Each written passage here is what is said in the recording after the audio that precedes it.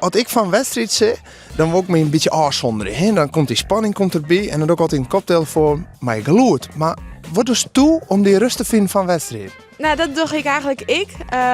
Ik wil heel graag ontspanning, hè? Dus ik luister al muziek waar ik vrolijk van word. En daar heb ik iemand bij me en die had dan een beetje de tiert van mij in de gaten. Als het op een tandem zit, doe was groeien. Patrick, hoe groeien? Hij hem daar dan hoe dat dan combineert? Je wil allebei heel sterk zijn natuurlijk, maar ik wil beter zijn dan hij. Dus het is gewoon een hele leuke onderlinge concurrentie. En tegen elkaar sprinten, dat is gewoon heel gaaf.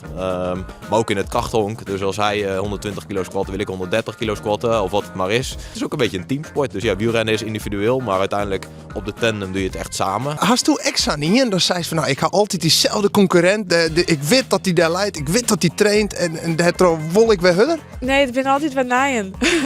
Maar ik heb nu een concurrent uit Rusland die heeft zo'n afstand op het WK en zij had er 6 woen. En ik ben de enige die haar verslaan kon. Tijdens het zwemmen ben ik echt wel, dat vind ik heel lekker. Ben ik lekker in mijn eigen wereld, maar het gloed van het wetter en gewoon het leven nemen hoe het denken of is net.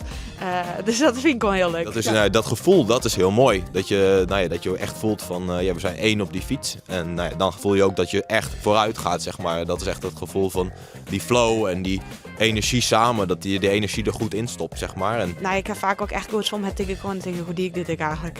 Dan gaat het vanzelf. Dan zit je in de flow. Ja, maar jij de flow. Dat is eigenlijk het allermooiste. We willen de flow.